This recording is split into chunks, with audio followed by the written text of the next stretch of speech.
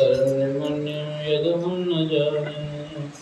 बोलिए आनंद कंद भगवान की, बोल जयकारा श्री सद्गुरुदेव महाराज की, श्रीनगर निवासी भगवान की, दयालु परमहंस महाराज की।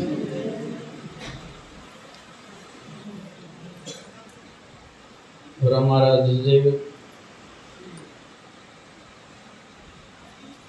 श्री सद्गुरु परम समर्थ के पावन चरणों के सानिध्य में परम आदरणीय हमारी माया बहन जी, परम आदरणीय दीदी जी, भगवा वेश में उपस्थित त्याग वैराग्य के प्रतीक सद्गुरुदेव के उस नाम पर जीवन वाले हुए संत वृंद, दरबार के प्रेमी गुरुमुख सत्संगी सज्जनों तथा देवियों,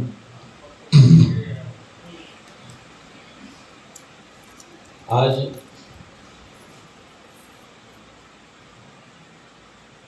इस गुरुदेव भगवान के एक नूतन मंदिर भवन में हम सब बैठे हुए हैं, जिसका शुभारंभ हुआ है। विचारों के लोक में अनेक अनेक भाव उठ रहे हैं। ये कैसी रही है ये धरती, उन महापुरुषों के, उन परमहंसों के चरणों से पवित्र की हुई इस पावन धरती को कितने कितने बार नमस्कार है। जड़ चेतन दुनिया की सब चीजों में उस परमात्मा के विधान से नियंत्रित होता है। जैसे किसी व्यक्ति का प्रारब्ध होता है, भला या बुरा, जो पूर्व जन्म के उसके कर्मों के आधार पर बनता है, उसी तरह से ये भूमियों का भी, ये जड़ चीजों का भी कोई न कोई प्रारब्ध नियत होगा, वरना एक भूमि के टुकड़े पर वो बकरे काटने वाले बैठ जाते हैं और उसी प्रकार एक भूमि के टुकड़े पर मंदिर बन जाता है। अब वही पत्थर का, मार्बल का टुकड़ा जो कहीं शौचालयों में भी लगता है और वह टुकड़ा यहाँ भी लगता है, दोनों के प्रारब्ध पे ऐसा नियत है, जैसे कुछ लगता है कोई विधान है कोई मंगल करण का। ऐसा एक महापुरुष की कथा कहानी पढ़ा था कि अपने शिष्य के साथ कहीं जा रहे थे, तो एक अचानक एक जगह पर जहाँ कोई मूर्ति नहीं, कोई विधान नहीं, कोई प्रतीक नहीं था, लेकिन उन महात्मा ने वहाँ साष्टांग दंडवत प्रणाम किया और उस भूमि को चूमा।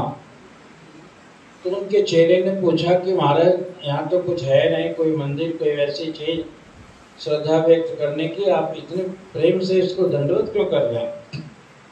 उस महात्मा ने कहा कि बहुत पहले कोई महात्मा यहाँ बैठ के तपस्या कर चुका है और इस भूमि के इसमें ऐसा लग रहा है कि उनके उन तपस्या की पवित्र उर्मियाँ यहाँ फैली हुई हैं। यहाँ आते ही मुझे ऐसा प्रतीत हो रहा है, इसलिए मैंने प्रणाम किया।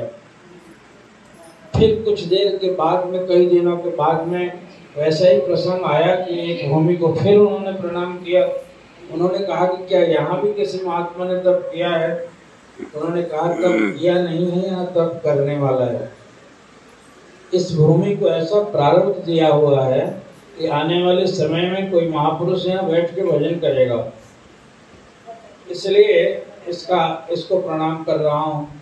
तो ये कैसा हृदय रहा होगा जिन स्थानों पे जाने से, और उन महापुरुष के अवसर जाने के तो बहुत सारे लोग जाते रहते हैं, लेकिन प्रतीति उसी को होती है जिसका भीतर से जमीर इतना ज़्यादा जागृत होता है। बहुत पहले मेरी दीदी बैठी हुई हैं, इन्हीं के मुंह से सुना था, गुरुदेव परम प्रभु एक बार आ रहे थे, जब उस समय नंगली साहब आने की सड़क कच्ची हुआ करती थी, वहाँ टांगे चलते थे, तो टांगा पर गुरुमा जी बैठे थे और साथ में ये थी सेवा में। तो धूल गर्द से उनका चेहरा जैसे एकदम ऐसा हो रहा था, तो ये बगल में बैठे और वो आंख मूंदे बड़े आनंदित लग रहे थे।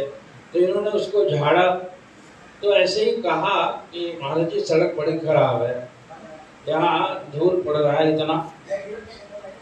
तो उन्होंने कहा बहुत है, कहते हैं कि बेटी ये धूल नहीं है, ये तो चरण धूल है। मुझे तो वो दिन याद आ रहा है कि गुरुदेव प्रभु के सेवा में मैं हुआ करता था और महाराज इन भूमियों पर सैर के लिए टहला करते थे। उनके चरण से पवित्र क्यों ही धरती है, ये धूल ही नहीं कहो, इसका चरण धूल है, इससे तो आदमी के नसीब संवर जाएंगे। ये सुना था मैंने, पुस्तक में कहीं लिखा भी है इसको। तो ऐसी चीजों में उन महापुरुष को तो उनको पुरानी चीजें याद आती थी, याद आ रही थी, और उस भावलोक में जीने वाले लोग थे। तो ऐसी चीजों के बहुत आज कैसी ये भूमि रही है, और ये जहाँ से इतनी पवित्र उर्मियाँ सारे संसार के बृहत्तर समाज पर और धरती के कितने कितने कोने कोने में यही जय ध्वनि जो हम मना रहे हैं दोनों महापुरुषों की, अब इनकी जय ध्वनि हो रही है। अभी थोड़े दिन पहले मैं 10 दिन पहले छपरा से आया हूँ, बड़ी भीड़ थी और वहाँ भी ऐसे ही धूम मची थी। वहाँ से पहले वहाँ जयपुर में परमहंस महाराज जी जहाँ बैठे थे और वह नगर सी जगह थी और वहाँ भी उनकी ध्वनि मची हुई थी। पूरे पाकिस्तान से सुनाई पड़ता है उनके समाधि की कैसा उजागर कर दिया गया, और वहाँ उनकी जय ध्वनि हो रही है। जय जय जय जय मनता है और हम दंडवत करते हैं। यहाँ ये दंडवत का एक विधान है ऐसा कि हृदय को खाली कर देते हैं, माथा को सटाते हैं कि माथा में अनेक प्रकार के संकल्प विकल्प जो उठते रहते हैं, दुनियावी संकल्पों से मन मस्तिष्क जो भारी रहता है, चित्त आंदोलित रहता है, उसमें एकदम कॉम्प्लेक्स बना हुआ है हृदय में, उसको हल्का करने की ये जगह हुआ करती है।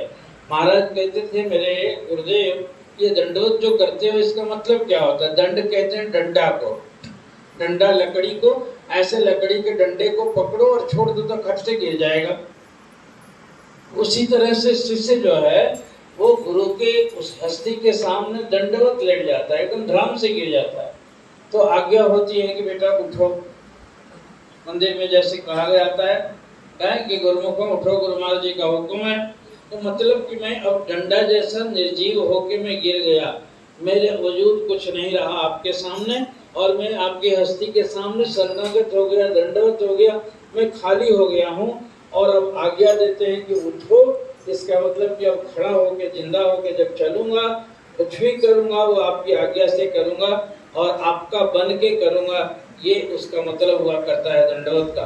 ये कहते थे कि ये मनीराम जो है अकड़ खान है, तो ये झुकने का नाम नहीं लेते। ये प्रणाम में भी आपके प्रणाम के ढंग से पता चल जाता है। वो नंगल महाराज जी के ग्रंथ में लिखा हुआ है कि प्रणाम तो ऐसी चीज है कि प्रणाम करने का ये बस सभी लोग प्रणाम करते हैं, दंडवत करते हैं, लेकिन प्रणाम में भी जो कितना विनयी है, किस तरह से कहते हैं कि झुकते वही जिनमें जान होती है, और अकड़ तो मुर्दे की पहचान होती है। मुर्दा अकड़ जाता है नहीं झुकता है, झुकते हैं जिनमें जान हुआ करती है, जिनमें पवित्रता होती है, वे उन महापुरुषों के सामने झुककर अपना अभिनंदन, अपना आत्मनिवेदन पेश करते हैं और उनके सामने आप अर्ज लगाते हैं कि महाराज मैं खाली हो जाता हूँ। पूर्वाग्रह से भरा हुआ मन जो है, पीछे के ईर्ष्या से, द्वेष से, तमाम चीजों से वो खाली कर दिया मैंने, माथा को हल्का कर दिया। और हल्का यदि नहीं कर पाता, बड़ा कमजोर शख्स है वो, संकल्पों को इतना मजबूत करके अपने सत्कर्मों से ऐसा कि उन चीजों से बिल्कुल बाहर चला जाना, बाहर निकल जाना। आदमी सामान्य जीव जो है उन अपने पूर्वाग्रहों में फंस के रहता है, उसी में आंदोलित होते रहता है। इसी को बार बार सत्संग में कहा जाता है कि गुरुदेव भव सागर पार करते हैं। सागर कहते हैं समुद्र को, तो समुद्र तो कहाँ है जिसको पार करते हैं? समुद्र में अथाह जल होता है, अपार जल होता है, जिनके न सीमा का कोई मतलब न गहराई का पता, तो उसमें भव शब्द जुड़ा हुआ है। भव का मतलब होता है संसार, और भव का संस्कृत में अर्थ है भू से बना हुआ है, मतलब जो हमने कर्म किए हैं उस कर्मों का संस्कार हमारे अंदर में संसार भव सागर जैसा, समुद्र जैसा अथाह है, और उसको हम पार नहीं पाते हैं। गुरुदेव प्रभु के कृपा से, उनकी एक निगाह से ऐसे ही उन संकल्पों से पार हो जाता है। और जब तक पार नहीं होते हैं तब तक ये जन्म मरण का चक्कर लगा रहता है। ये हर्ष सुख हानि लाभ में आंदोलित होते रहता है मन, उसको पार जाने के लिए उन संकल्पों को शिथिल करना होता है।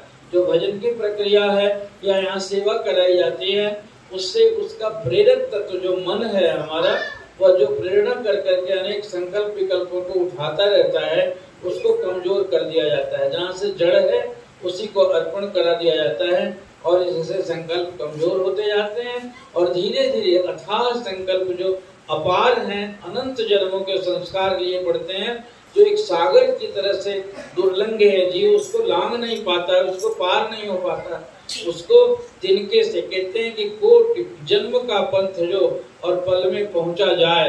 जो अपनी साधना से तपस्या से हजारों वर्ष तक लोग तप करके उसको पार जाते थे, वो सदगुरु की कृपा से पलक में पहुंचते ही उनके पलक मारते उनके निगाह मात्र से ही पूरा हो जाता है और वह कृपा का अधिकारी बनना पड़ता है। कृपा कब होती है, कैसे होती है, इसकी भी बड़ी लंबी शर्त है हमारे मन के अंदर में। देखो ये एक मैग्नेट की बात पढ़ाई जाती है, साइंस में पढ़ते हैं, जो चुंबक होते हैं उसके साथ में लोहा सटा दिया जाए तो लोहा भी चुंबक बन जाता है। और लेकिन वो चुंबक यदि लोहा में भी कोई कड़ा लोहा होता है, कोई नरम लोहा होता है, तो उस नरम लोहा यदि सटेगा तो हटा देने के बाद भी काफी दिन तक उसमें चुंबक रह जाता है, बन जाता है। लेकिन कड़ा यदि होगा तो वह तुरंत तो सटने पर तो उसमें आ जाता है चुंबक का गुण, लेकिन हटते ही वो खत्म भी हो जाता है। वह कड़ा और नरम होना हमारी प्रकृति जो कड़ा है और नरम है, हमारे विगुण कर्मों के कारण में हमारा चित्त जो है कड़ा बन गया है, सगुण कर्म के कारण वह नरम हो जाएगा। तो उन कर्मों को ही मांझने की युक्ति बताई जाती है गुरु दरबार में और उसी को कर करा के मन को शिथिल बना के और उसकी सरलता को सहजता को रिगेन किया जाता है। जो लंबे अरसे से ये खो चुके हैं हम, वह फिर पुनः पुनः प्राप्त हो जाता है। तो इस प्रकार के मंदिर की बड़ी सार्थकता है और इस धरती पर तो ऐसे ऐसे मंदिर पता नहीं कितने दूर तक से बनते जाएंगे। इतने शहीदों के मजारों पर लगेंगे हर बरस मेले हैं, वतन पे जहाँ खुदा जहाँ मारने वाले का यही अंजाम होता है। ये एक महापुरुष के चरण पड़े और उससे पूरी धरती तीर्थ बनी हुई है, आज परम तीर्थ बन के और लोग दंडवत कर करके अपने मन का बोझ उतारते हैं, अपने भवसागर जाने का गुर सीखते हैं और उससे पार पाते हैं। ऐसा विद्यालय सार्थक है। दुनिया भर में इसी प्रकार के विद्यालय खोले तो दुनिया की समस्या ही खत्म हो जाए। तो ऐसे करने वाले को, कराने वाले को बहुत बहुत बधाई है। हमारे उपयोगानंद जी बड़े श्रमशील पुरुषार्थी हैं, उनके पुरुषार्थ को देखकर खुशी हो रही है, जिन्होंने ऐसे सीधे साधे महात्मा और उन्होंने ये एक प्रतीक रूप में गुरुदेव भगवान का एक प्रार्थना मंदिर कायम किया, तो उनको बहुत बधाई देता हूँ ऐसे अवसर पर। बस हरिओम तत्सत। बोलिए दयालु सद्गुरुदेव भगवान।